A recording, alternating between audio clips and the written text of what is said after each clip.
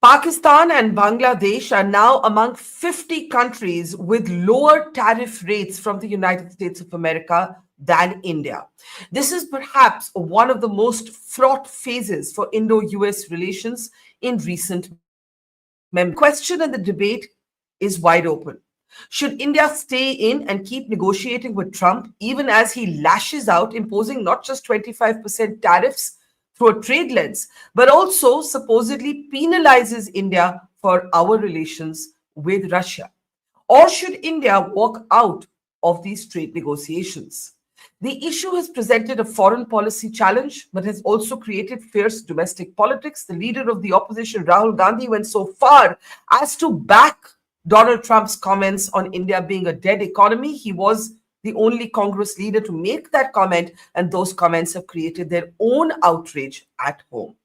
How should India react to Trump's trade war, even as he appears to pivot closer to Pakistan and Bangladesh? I'm Barkha Dutt. You're with the Mojo Story. On the program today, the politics and the geopolitics that are swirling all around Trump's tirade against India. A tirade that, even by his own standards of volatility, feel personal. There's something especially unhinged about some of the remarks that Donald Trump has been making for India, in particular describing India to be a dead economy. Trump seems to be almost blackmailing India, suggesting that India's purchase of oil from Russia is the reason for the penalty. Remember, 6 Indian companies have also been slapped with US sanctions for doing business with Iran. Trump is now clearly going well beyond rebalancing the US trade relations with countries and is using these tariffs to actually coerce policy decisions and to manipulate foreign policy. How should India respond? How might the Modi government respond? Let me introduce our very distinguished panel of experts today as we ask this question. Does India not get provoked, hunker down and keep talking, or should we just walk away?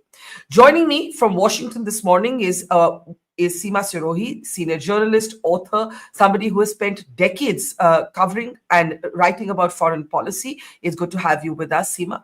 Also joining us on the program today is Kushal Mehra, who's, of course, a podcast host and a policy analyst and has also looked at geopolitics, in particular North America and India, for a very, very long time. It's good to have you with us, Kushal.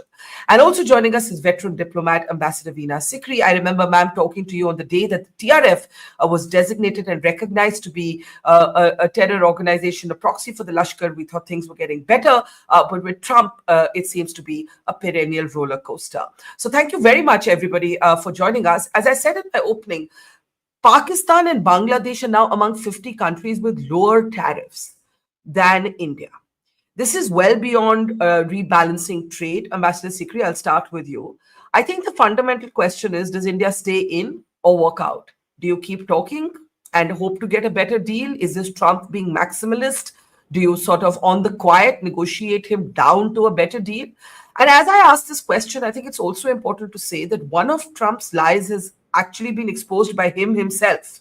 The trade deal he's offering India is so poor that his entire claim that trade was dangled in return for a so-called ceasefire brokerage between India and Pakistan has been revealed to be just a pure work of fiction.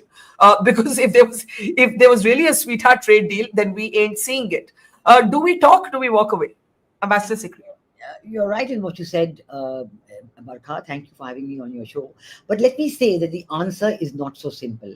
I think at the moment, in response to all these requests, these statements from President Trump, the one issue that stands out majorly is that this has introduced a whole new volatility in the global trade situation, in the global trade scenario. It's not just India. Today it's India, tomorrow it will be somebody else, day after it will be India again. So I don't think we can conduct global trade or conduct foreign policy with coercion based on tariffs. That's one thing. But let me say that India's response, the government of India's response, has been absolutely the correct one, very calm, very dignified, very cautious, but absolutely, not raising the temperature at all. We've said that we are going to follow our national interest. That's paramount, and we will stick with that. Secondly, for us, the interests of the farmers, the entrepreneurs, and the MSMEs, micro, small, and medium, are paramount. And we do know that issues like on dairy and agriculture, giving in on genetically modified seeds, or giving in on dairy products which have cows milk fed on non-vegetarian, maybe even beef material, would not be acceptable in India. So these are red lines. I don't think anybody in India would cross it. The negotiations on the trade we know are going on, and we are prepared to continue the negotiations. That's important, because we're not breaking them at all. We're going to continue the negotiation. There's a round scheduled in Delhi on 21st of August, I think, the third week of August. And I think we're ready for that. And we're always going to be ready with the negotiation. But the bottom lines are going to remain. And I do know that even in the negotiations that have gone on so far, everybody in the negotiation says they're only waiting for one word, and that is from President Trump. We know that the USTR, maybe on one or two occasions, took drafts of potential agreements, trade agreements, initial agreements between India and the USA to the president, but these were not cleared. They were not accepted. No, there should be more, or there should be more. So I think that in the meanwhile, while we have maintained this position very carefully and cautiously, we will continue with the negotiations. But I think it is clear that India's exports to the USA are going to face a problem. And I think diversification is an important option. Can I, can The I can I ask you something though before I go to Seema? You said that we cannot conduct global foreign policy under the coercion of tariffs. The problem is that this is no longer only a trade negotiation. Look, there can be two views on whether there's too much protectionism, whether India should be lowering, looking at tariffs all over again through a new lens. But when you slap a so-called penalty on a country, with self-respect, with our own sort of history of ties, of our multi-aligned approach to the world, then it's almost like somebody became class monitor and is, rapping a naughty boy or girl on the knuckles. No country wants to be treated like that. And that is where I think the problem is in the penalty. The tariffs are going to be negotiated, but this so-called penalty, how do we respond to that? I think that too is not going to change the basic directions of India's foreign policy. It's not, because we've seen the head of NATO also made the same 500% tariffs. Now, if USA is going to put a penalty, then some other country will put a penalty. And at the same time, I just heard a figure on an earlier talk show that maybe the trade between USA and Russia in the first 6 months of 2025 may have crossed $2 billion, including items like fertilizers and things like that. So I think that saying that you're going to put penalty on India for trade with Russia, for buying oil from Russia, and then you are yourself doing trade, including uranium, including fertilizers, and then the head of NATO does the same, and we know the EU is continuing to buy oil products from Russia, including the ones where the crude comes to India, is refined, and then goes to the European Union. So I don't think that this is a viable method of influencing foreign policy, and I don't think India is going to fall for it at all. I think we, in our own aspect, we attach the highest importance to the bilateral relationship with the USA. We are prepared to actually look at defense purchases from USA. So now everybody is saying the F-35s are off the list of the agenda. Yeah, that's what Bloomberg reported today, that we've said no to the F-35. Yes, but there are so many other defense. There's the Nisar, which happened 2 days ago, the satellite launch between ISRO and NASA, jointly built satellite, very, very important. The IMEC meeting is continuing to take place in India, I think, very soon. And there's talk that Vicky Gale from the National Security Council Secretariat in the White House is possibly going to be here. So negotiations are continuing, trade is continuing. But I think this kind of using tariffs, the weaponizing of tariffs, this is the problem. And absolutely, also using tariffs to influence foreign policy, this is the problem on which I think there is a red line. We've seen Mark Carney's letter today. The Prime Minister of Canada has written to Trump, and he said the same thing. We are going to build Canada. We are not going to give in to 35%. So let's see. Yeah. So in a way, what you're counseling against is sentimentalism. You're saying, let's see, the entire world is grappling with this. But Seema, I've been following your commentary on this, your analysis on this, and even you felt like so many people in India are now wondering, is there something personal here? Is this linked in some ways to Operation Sindoor and Trump's propensity for flattery that the Pakistanis have offered, in platefuls, also saying he should get the Nobel Prize? Is it to do with the fact that just hours before he made this announcement, Prime Minister Modi, speaking in Parliament, basically poo-pooed the idea that the Americans had mediated the halt in hostilities between India and Pakistan, and in fact said that JD Vance had to try him a few times before he could return the phone call. Is that part of what's irking Trump? But something seems to be irking him personally. What is it? Because he's not necessarily using this language, dead economy, for other countries that he's slapping massive tariffs on. Seema. Yeah. So, Barkha, thank you for having me. I agree with you. There is some sense of personal pique in how he's dealing with India. Why that is, we can only speculate. It is true that Pakistan somehow has got his ear through the many lobbyists it has deployed in Washington, D.C. And India's absolute refusal to give him any credit at all. While technically, yes, India has its timeline on what happened and how it happened, but there are ways and ways to sort of deal with the situation. So the question is, did Indian diplomacy fail at some level? Trump had made it clear that he wanted a phone call with Prime Minister Modi. That phone call never came. He has talked to the head of government in every other case. Like just yesterday, he was talking to the Mexican president. So avoiding that phone call, yes, it has bothered him a great deal. Then not even thanking him. Let's say, for example, when the US designated the resistance force, like the terrorist group, as a designated terrorist group, Modi could have just called and said thank you. It's, his Trump's ego is at play. We all know that. The whole world knows that. The whole world is adjusting. So the extra attack and the terrible language that he's using is perhaps coming from there. Can I ask a question? Can I ask a question just on that? It could be one, as I remember, the phone call that takes place between Prime Minister Modi and President Trump takes place when Trump leaves early from Canada and he goes back to the US, and then he has a meeting with Asim Munir, Pakistan's army chief and field marshal. And at that very time, he invites Modi to come and see him in Washington. And of course, no Indian prime minister is going to go at the same time as Munir is hanging about in DC.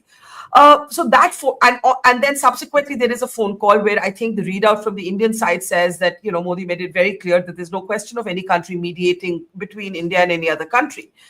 Do you think that phone call or that thank you wasn't made or wasn't offered because Trump by then was repeatedly claiming a role for himself that he hadn't performed? Because back channel and front channel, a seat at the table as a tripartite player and being a messenger are very different things. Global diplomacy is full of moments where world leaders call one country and the other country. That's not mediation. It's not. But we also cannot deny that the US played some sort of role, whether it was in just passing on messages. That's how I look at it.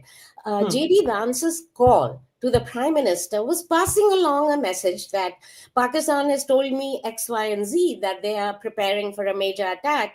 And according to the Indian readout, that Prime Minister Modi told him that, we'll retaliate in equal measure or more. So that passing on of messages was important. And in the past crises that India and Pakistan have had, the US has played that kind of role. Other presidents haven't insisted on being recognized for that role the way Trump is doing.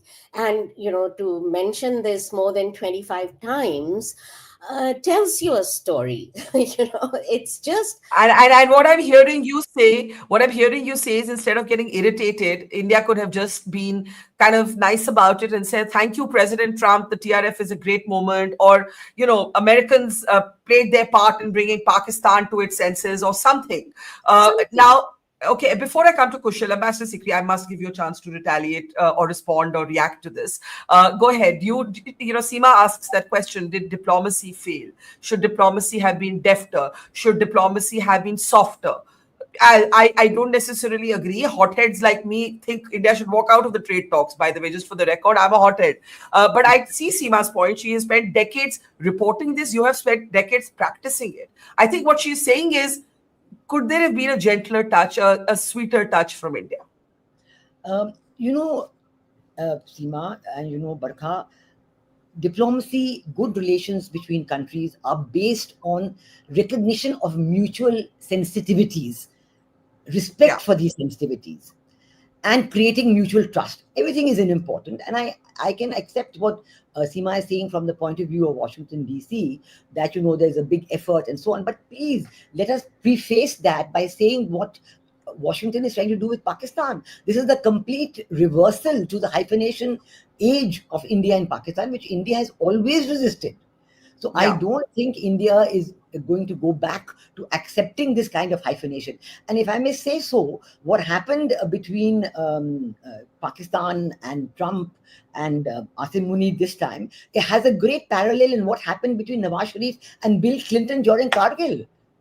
And if you Yeah. remember, Kargil, then Nawaz Sharif suddenly opted and went to Washington, D.C. and said, that, oh, come on now, please help and so on. And he told Bill Clinton, if he wants to let the Pakistan DGMO talk to us, we will look at the question of any CSAT. And But and, and we and we also said that any intruders inside Indian territory had to pull back and vacate.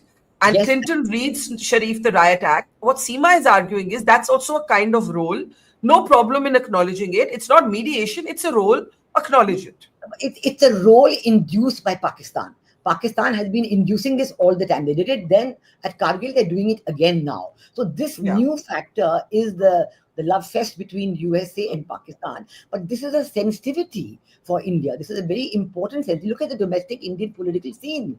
Look at what's Yeah. happening, in India. How could you expect ever at any time that any prime minister of India would accept this? And we've been saying this all along. It's not like today's position or yesterday's position. And the complication is of linking this to the Nobel Peace Prize and saying, and then Pakistan recommending it as a Nobel Peace Prize. Can you accept that it's the mediation? India was ready with the retaliation. We did the retaliation on the 7th of May, and destroying all the terrorist infrastructure, whether Murid Ke, Bhavalpur and others. And when Pakistan undertook their attack and we were able to fully repulse the attack, as you know, they were even hitting Delhi, and their missiles were destroyed. They were trying to attack our air defense system, which we were able to resist. And then on the 9th and 10th of May, this massive counter attack by India on the Air Force bases of Pakistan, which some of them have still not reopened, and the destruction of the command and control center at Noor Khan at Sargodha. Those are things which India would have been in the Indian pipeline on its own. We respect fully that, and we would have continued. Of course, that within India there was such a strong lobby for saying, continue with the attacks on Pakistan. Why are you stopping? So, but Yeah. India, when Pakistan DGMO called a DGMO, we said, no, we don't want to continue, and you want a ceasefire. This is a youth viram for us. But you're watching the scene, and we know that on Monday this week, we have actually killed the terrorists who were involved in the I Pahalgam attack. I hear you, but I think what's being suggested here is there are only two ways forward, Kushal. Either you massage President Trump's ego, you flatter him, you acknowledge him, you validate him, or you stand up to his bullying tactics. I don't know what is this third way, because India has taken the classic approach. We'll negotiate quietly, we'll keep negotiating, we'll hold on to our classic positions of diplomacy. Nobody mediates ever for us. Nobody sits at our table except our people in the country we're dealing with. We will not give up that institutionally ingrained. And by the way, this is across parties. Whatever Rahul Gandhi is saying right now, this is across governments for decades is the Indian position. How are you reading it, Kushal? There is a third way. Which is? We tire him. We tire him. He said we tire him, Ambassador Sikri. He said the third way is to tire him. Basically, Uh, out negotiate him. Trump, see, President Trump, to yes. Yes. out-negotiate President Trump. Basically, by dragging the talks on. So I guess what he's saying. I'll let you speak for yourself. See, Yeah, go ahead. office was the greatest Indian explanation of what the Indian mind does. I look at Trump as Musaddilal and India as the office he's dealing with. I think eventually, see, I have full faith in the Indian bureaucracy to come up with such amazing responses every time Trump tweets something on Truth Social, and the response will be so airy fairy in triplicate. Because Indians love triplicates, there has to be 3 copies of everything. And, see, we will tire him eventually, and um, from a political see, there are different perspectives, right? There's the economic perspective, of which clearly there will be some short-term pain Yeah. if it goes through. I don't think it's going to go through. Just like with the Canadians, you notice how the behavior of Donald Trump is very similar with the Canadians also. I don't know if you guys are following that. It's very parallel to what he does. There's a lot of belligerence, and then somebody reaches out and think. From what I understand, there is a trade delegation from the United States of America that is scheduled to come on August 24th, this very month. So they're Yeah. coming to negotiate. We just have to go on negotiating. Barkha, how can we accept their demands in dairy? How can we? Are Indians not allowed any religious sensitivities, cultural sensitivities at all now? Are we going to surrender? Like, you think a politician is going to let somebody walk over them like that? Forget Modi. I don't think even the Congress would have done that. Nobody would have done that. You just can't let that happen. With Donald Trump, the best way is whenever he gets belligerent, you ignore him. Because then, see, there is only a certain limit till he has to up the ante. Then he can go ahead and put the tariffs on. What India should do is look at this as an opportunity, boost domestic demand. Are we saying that we have not removed tariffs? As a goodwill gesture, India has removed a lot of tariffs or reduced a lot of tariffs on multiple items. Have we not done that? From what I have understood through my talks with my sources in the government, the commerce ministry, we've actually agreed to opening up the agriculture sector in some areas too. We've actually agreed to it. This is just typical Donald Trump, and we're just stuck at the dairy bit now. We're stuck at the dairy bit.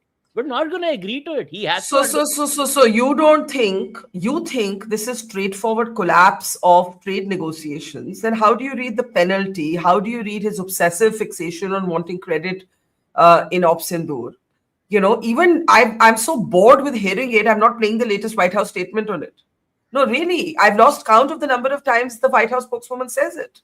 That's exactly what you're supposed to do. Stop bothering about what he says. There is no difference between Trump, the host of The Apprentice, and Trump, the president. That's exactly what he did every time. Like, anybody who's followed the man's career knows this is how he is. He keeps saying things. Like, we just ignore him. Trump is like that uncle in the society who comes and finds faults in everyone. And then beyond a point, you're like, ye to aisa hi hai, ye to bolne hi wala hai. So you just ignore him and then let the diplomats do the diplomaties. Why can't we do that? So you're saying Trump is like the RWA uncle. Is it that simple? Before Seema and Ambassador Sikri respond to that, I want to play out the MEAs. Basically, Kushal only half jokingly is saying that Indian bureaucrats can basically tie Trump's negotiators up in knots. They can just prolong the negotiations. They can just keep at it. So keep at it. The MEA had Our deadline is October. By the way, we हाँ, are ठीक going है. to most likely sign the deal by September, October. And don't be surprised if it does happen. Okay, I want to first play out what the MEA said. The MEA spokesperson was asked 2 separate questions today. One was on a Reuters report suggesting that Indian state refineries had paused purchasing oil from Russia. He didn't give a very direct answer on that. And the other was on relations with Russia itself. Take a look at this. Our ties with any country, or all the ties that we have with various countries, they stand on their own merit, and they should not be seen from the prism of a third country. As far as India-Russia relations are concerned, we have a steady and time-tested. So he's saying with Russia, we have a steady and time-tested relationship, and that is what he has maintained in that press briefing. Now let's bring in Seema at this point. Seema, you're looking at what's the reactions coming in from the Hill. I think one of the things to raise is one diplomat said, we've got to save India-US relations from the chaos that Trump is creating. Trump is not at the center of India-US, but at the moment he is. Can he be ignored? I think that's the question. Kushal Mehra says just ignore him. Ignore him for now. No, I would respectfully disagree. He is the top trade negotiator. So the old Indian tactic of keeping on negotiating and tying the talks down in months and years of negotiations is not the right tactic. This is a different kind of president, and you have to deal with him with a mixture of diplomacy and politics. So if he wants a headline, give him a headline. All the others have. Whether those deals that he has so proudly announced are being questioned in those home countries at home. The EU said finally that all the investment, we cannot direct our private companies to go and invest in the US. So those deals are coming into question at home. But he got the headline. He is talking to his support base, and the traditional idea that India shouldn't do this or India shouldn't do that, or India should do it in a manner, as Ambassador Sikri was saying, that it cannot go beyond certain red lines. I agree. But there are ways within that to deal with this very difficult personality, very mercurial. And at the end of the day, he is the man who's deciding. Because I was told about 3 weeks ago, the Commerce Secretary of the US, Howard Lutnick, and the USTR, Jameson Greer, went up to Trump and said, look, we've got a good deal with India. He told them, no, this is not enough. Go get more.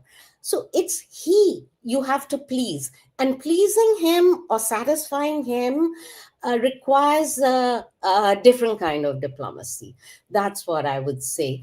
And if you don't change, then the relationship can worsen further, which is not in the interest of India or the US, of course. You could argue that at the lower levels, talks are going on, and the Quad foreign ministers met, and everything is happening as it's supposed to in the bilateral relationship. But this outburst by Trump has put the relationship in a very difficult spot. It's like back in 1998 when India conducted nuclear tests. And Bill Clinton used very intemperate language. So did the Secretary of State at the time, Madeleine Albright. Some have argued that it's even put India in a spot like when the Cold War ended and Indian foreign policy had to rework itself, completely reinvent itself. We might be at such a provided Trump sticks to his position and doesn't do another sort of U-turn. But you are saying, I think, that you've got to give him something for him to do that U-turn. And if you remain adamant, then he's going to remain more and more adamant as well. And I want reactions to that. Kushal, I'll start with you because you're the one with the just out-negotiate him. That'll work. Bureaucrats will tie him up or his team up in North. Seema saying that's an old style. This is a new president. Maybe we can do that image of, you remember those people with Donald Trump's image and wo tika laga rahe the, havan kar rahe the. Does that make him happy? I don't know. What are we supposed to do? We go around dancing like clowns around him. Like what we do? Sir, you're so awesome. Like in his accent, what are we supposed to do? The moment you please him on X, he's going to demand X plus 1. Then you do X plus 1, he's going to demand X plus 2. How many non-negotiables are we supposed to compromise on? Where do we draw the line? Because everybody's line is going to be different. Why can't we tire him a little more? Why? Okay, so these are two very different views. Ambassador Sikri, let's bring you in. I think it's fair to say that Trump, the old rules don't apply. if the old rules applied, look, Bill Clinton didn't go around in 1999 saying, I met Nawaz Sharif, and India must say that I met Nawaz Sharif, and, they must say it. David Cameron made phone calls to both countries right after the 26/11 attacks, or his team or people in his government did. They didn't say that either. But there's no point, I think Seema Sirohi is arguing, lamenting for a politics that no longer exists in America. He is the US president. He is what he is. You've got to deal with the hand you've been dealt. Now the point is, how do you deal? Do you walk away from the table? Do you deal your own hand? Do you call his bluff? What do you do? Do you have any cards with which you can call his bluff? No, first of all, India's way of diplomacy is not to walk away. We're not going to walk away. We're going to continue the negotiations. Absolutely, we're going to continue. And I can even give full credit to our negotiations that maybe they will come up with some kind of a deal. I mean, I don't even rule out. I agree with Kushal on that we will come up with some kind of a deal. Now, I think the issue today is that, again, if you talk about the mutuality of interest, something to recognize India's red line. This repeatedly talking about Pakistan and, of course, now even adding Bangladesh into the mix is not going to help at all, because it's a question seen in India as using the neighbors to needle India. So I think that, first of all, I would also like to draw attention to another point, which is the very issue of these tariffs. There are legal cases, legal challenges in America to the tariffs, where 6 democratic states have challenged whether President Trump has the authority to levy taxes, or whether this lies with Congress. Levying of tariffs and taxes are with the Congress. So all these issues are there. I think we have to take it very calmly and continue the negotiations. And at the same time, certainly, behind the scenes, different channels, see what kind of a deal could be worked out with President Trump that would result in a good trade negotiation. But I'm saying again and again, I agree with Kushal on this, that just giving in on tariffs is not the answer, because Seema says, if he wants a headline, give him a headline. Find some other way. Say thank you, Trump, TRF, great move, etc. For example, let's look at so many ways. Now, for example, we are only talking of trade in goods.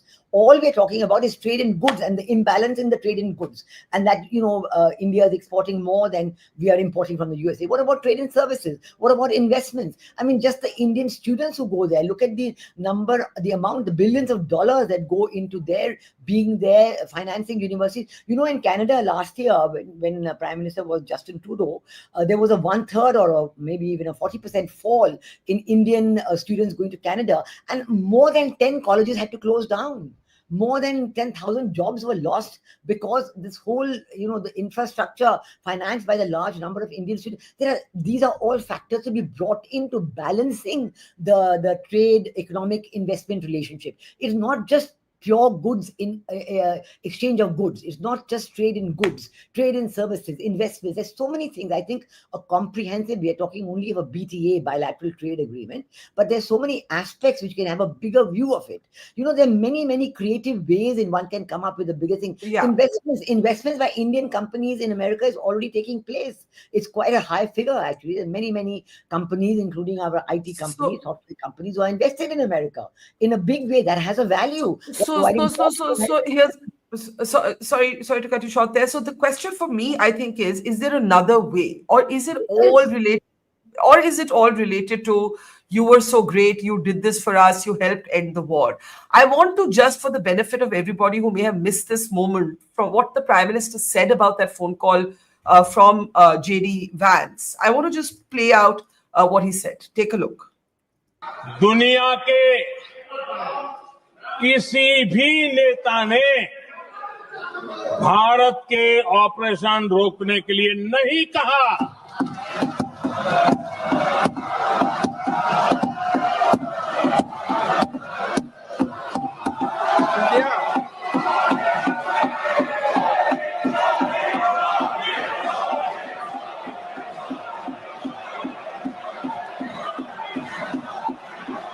उसी दौरान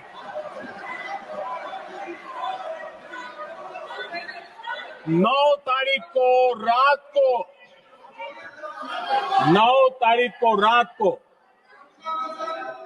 America के उपराष्ट्रपति जी ने मुझसे बात करने का प्रयास किया।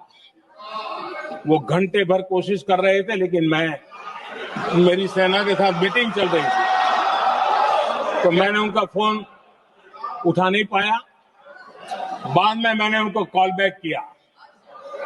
मैंने कहा कि आपका फोन था, 3-4 बार आपका फोन आ गया, क्या है?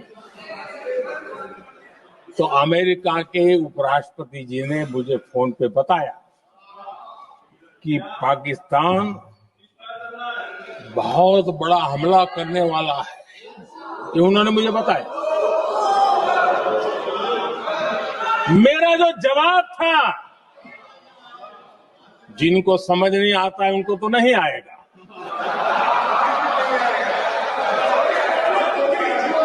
मेरा जवाब था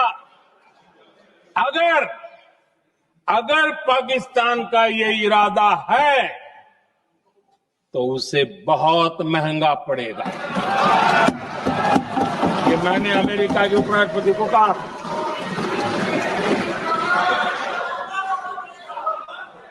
अगर पाकिस्तान हमला करेगा तो हम बड़ा हमला कर करके जवाब देंगे, ये मेरा जवाब था।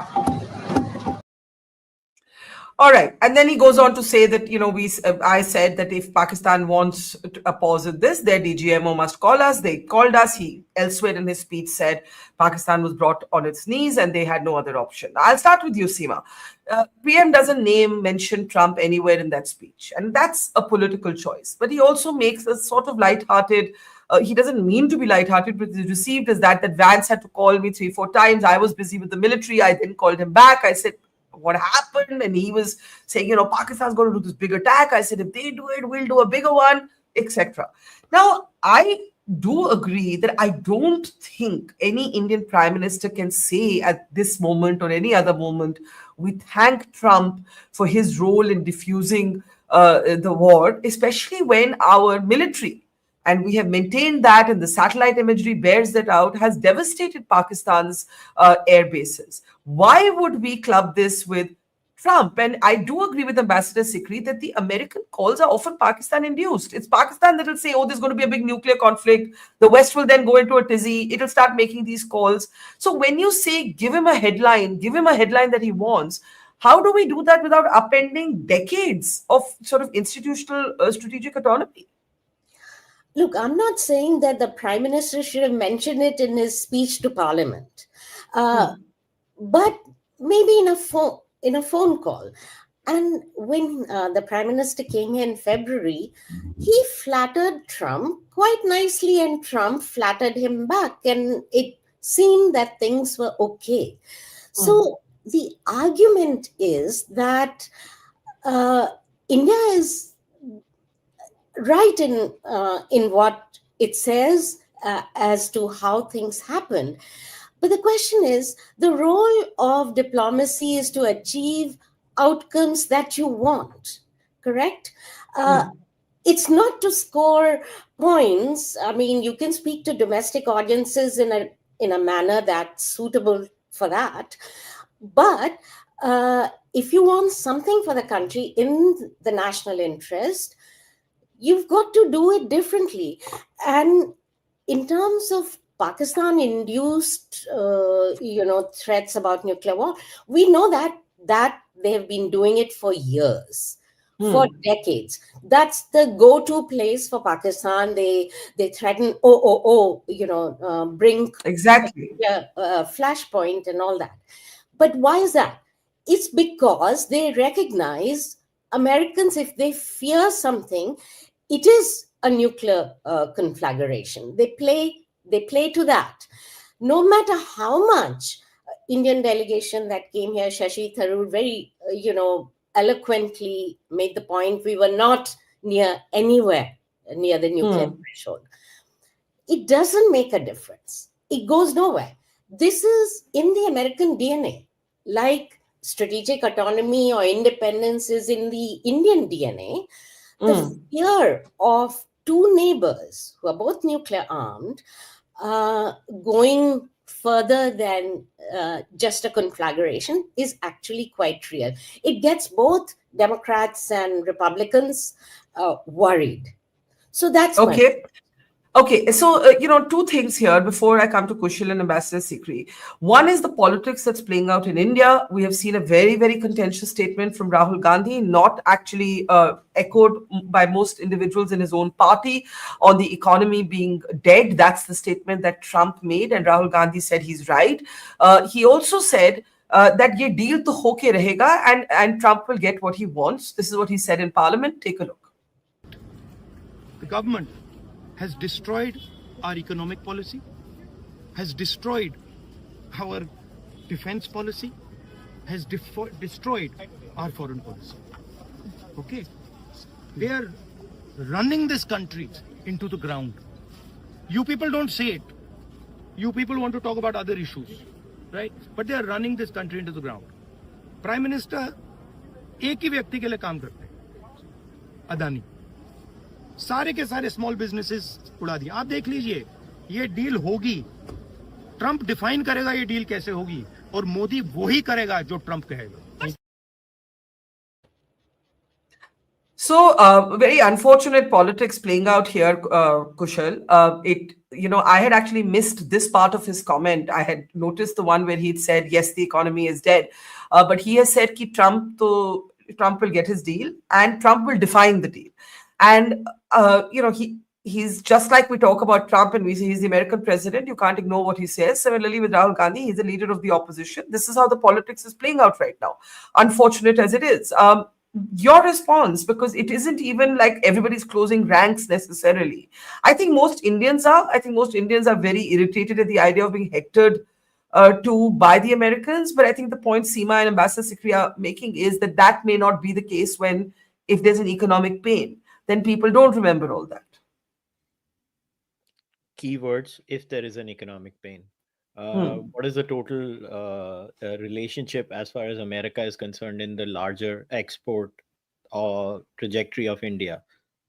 What percentage is it? I'm not saying the pain will be zero before somebody misquotes me. How much would it be? We'll have to quantify this. If this was not a podcast about Indian laws and how successive Indian governments have made doing business in this country, and this is from a former entrepreneur who actually was in the textile trade for quite a long time. This is me talking. I can tell you that it's very hard to do business in India overall, but I mean, what am I supposed to react to what Mr. Gandhi says? Mr. Gandhi has a mind of his own. He says what he says. He's playing politics at a time where I don't think the country should be playing politics. We should be, I mean, I don't understand. Even I think Rajiv Shukla was not agreeing with him. Rajiv Shukla is also from the Congress. I clearly don't know. I think Congress is a divided house. Mr. Tharoor, if you heard Mr. Tharoor said something else. No, I actually said that he was the only one in his party who said this. Rahul Gandhi was the only one in the Congress party who made this comment. So that's the whole point. Maybe Rahul Gandhi and Trump should do the negotiation. I think that's the best thing. Rahul Gandhi ko beta do Trump ke saath. I think that is our secret weapon. We should unleash Rahul Gandhi on Trump. Trump बोलेगा ये किसको भेज दिया भाई? मतलब ये तो मेरे को लगता था मैं नमूना हूँ. ये किसको भेज दिया तुमने? But Barkha, on a serious note, we have one Trump card on America, which my dear friend Harsh Madhusudan Gupta mentioned yesterday on social media. I'm actually sad that Harsh is not here with us to discuss that. But Harsh did mention that, when we talk about this trade deficit with America, it's a very smart maneuvering done where, because big tech, American big tech is all Ireland based. All the trade that happens with American big tech through Ireland is never counted in that figure. आप note कर रहे हो? क्योंकि American big tech, all of them are based in Ireland. I hope all of you guys are aware of that. So that number is never calculated. They have a carte blanche in India. They have a virtual market monopoly in India. Instagram, Facebook, Twitter, or whatever, X, uske bade naam ho gaye. YouTube, all these are American big tech companies. These are not global big tech companies. American big tech. Why is that number not calculated? And why is everybody assuming that India can't use that American big tech as a serious point of negotiation? Matlab hum itne to gaye guzre nahi hai yaar. Barkha, I may have many disagreements with Indira Gandhi, but Indira Gandhi stood in the 1970s in India. Are we kidding ourselves that 2025 India cannot stand up to the Americans? Are we really kidding ourselves? Like, I'm not saying be belligerent. I actually am deeply opposed, and I do think Trump has a point. India does tariff too much. So Trump actually is right.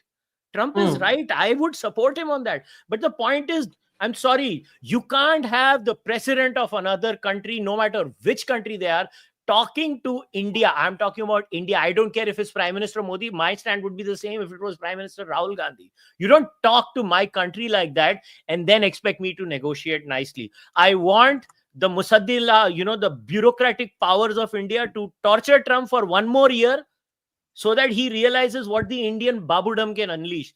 Usko bhi to pata chale humko kya jhelna padta.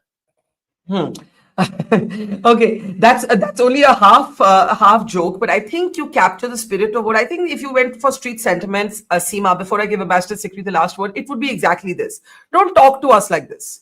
Don't talk to us like this. We didn't like it in the 70s, we didn't like it in the 80s, but in 2025, we're a much more self-confident, assertive nation, and trade is a different conversation. But first, be polite, right? I think that's just commonsensical sentiment. And you're saying Trump isn't like that with anybody. But Correct. but let's talk a little bit about his love affair with Pakistan. You've spoken about US lobbies. There's talk about a deal between, a hastily put together Pakistan Crypto Council and a private US company where Trump's family has more than 60% sort of equity in it, right? So why are we not talking about that? What is this new love for Pakistan? It is old love plus money. That is what's going on. The US has always had a relationship with Pakistan, and Pakistanis have played Trump 2.0 much better, dare I say, than India did. India was a little too confident because Trump 1.0 went really well for India. Many things were achieved. The bilateral relationship grew and grew.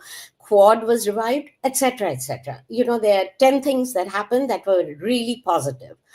2.0 is a completely different ballgame. Pakistanis read that right. We've got to give credit where credit is due.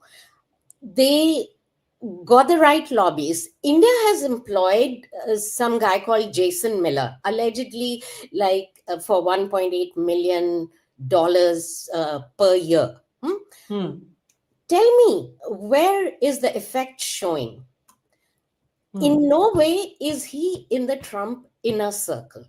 While Pakistan employed Keith Schiller, who is a former bodyguard of Trump, former New York police officer, looked after Trump Towers for many years, and meets Trump very often. So what are we talking about? I can imagine many scenarios in which the 12 or 13 companies that are working for Pakistan right now, people from there are whispering in Trump's inner ear or his sons and people close to the, in the inner circle that, it's the time to teach India a lesson. Things like that. It is the first time where, since the 70s, where America, China and Pakistan seem to be on one side and India on the other, right? So we have to ask some really hard questions about what went wrong, where did we read the thing wrong, and Okay. accordingly. Ambassador Sikri, closing comment. I mean, Kushal said in the chat that why are we forgetting that he even thinks that there's going to be oil in Pakistan? So not everything about this Trump-Pakistan equation can be taken seriously. I take that point. But there is some bizarre love fest, as Ambassador Sikri said, going on between the two sides. Closing word to you, Veena Sikri. Well, I think quite clearly that what Trump is doing in his second presidential term is totally different from what he did in his first presidential term, where he had actually criticized Pakistan and called them out on terrorism, canceled financial deals with Pakistan. So now this is a complete reversal. Now that's fine. Any country can build its relations, differently with any other country. It's fine by us, but not at our cost. I mean, they can do everything they want with Pakistan, but why should it be at the cost of India? This is what is inexplicable.